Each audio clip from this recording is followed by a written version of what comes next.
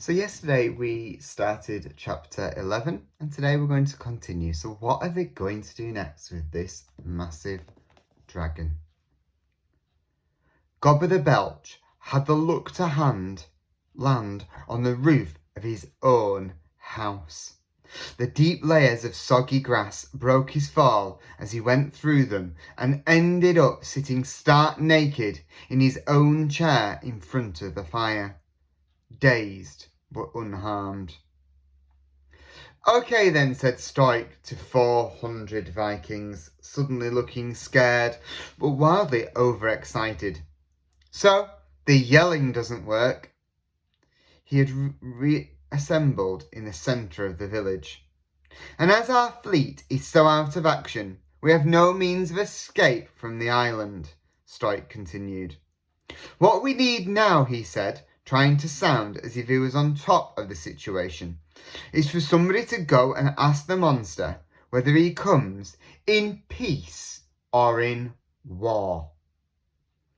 I shall go, volunteered Gobber, who rejoined them at that moment, still determined to be the hero of the hour. He was trying to sound noble and dignified. But it is very difficult to be truly dignified with grass in your hair and wearing your cousin Agatha's dress, which was the only thing Gobber could find to wear in the house.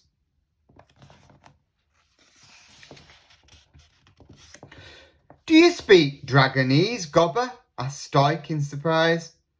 Well, no, Gobber admitted. Nobody here speaks Dragonese. It's forbidden by order of Stoik the Vast. Oh, hear his name and tremble. Ugh. Dragons are inferior creatures who we yell at.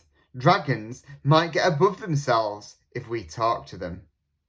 Dragons are tricksy and must be kept in their place. Hiccup can speak to dragons, said Fishlegs very quietly from the middle of the crowd. Shh! Fishlegs, whispered Hiccup desperately, digging his friend in the ribs. Well, you can, said Fishlegs stoutly. Don't you see? This is your chance to be a hero. And we're all going to die anyway, so you might as well take it. Hiccup can speak to dragons, shouted Fishlegs, very loudly indeed. Hiccup, said Gobber the Belch. Hiccup, said Stoik the Vast. Yes, Hiccup, said Old Wrinkly. Small boy, red hair, freckles. You're going to put him into exile this morning. Old Wrinkly looked stern. In order that the blood of the tribes should not be weakened, remember. Your son, Hiccup.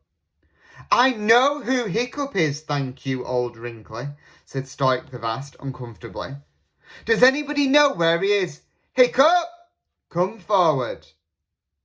It looks like you couldn't come in useful after all, Old Wrinkly murmured to himself. Here he is, yelled Fishlegs, patting Hiccup on the back.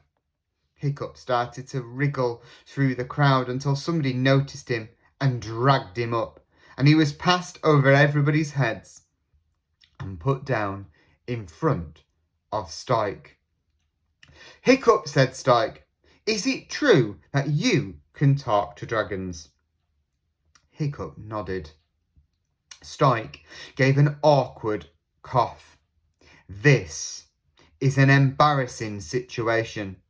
I know that we were about to banish you from the tribe. However, if you do what I ask, I am sure I speak for everyone when I say that you can consider yourself unbanished. We stand in awful peril, and nobody else in this room can speak Dragonese. Will you go to this monster and ask him whether he comes in peace or in war? Hiccup said nothing. Stoik coughed again. You can talk to me, said Stoik. I've unbanished you. So, the exile is off then, is it, father? Asked Hiccup. If I go and kill myself talking to this beast from hell, I'll be considered heroic enough to join the tribe of hooligans. Stoik looked more embarrassed than ever. Absolutely, he said. Okay then, said Hiccup. I'll do it. And that's the end of chapter 11.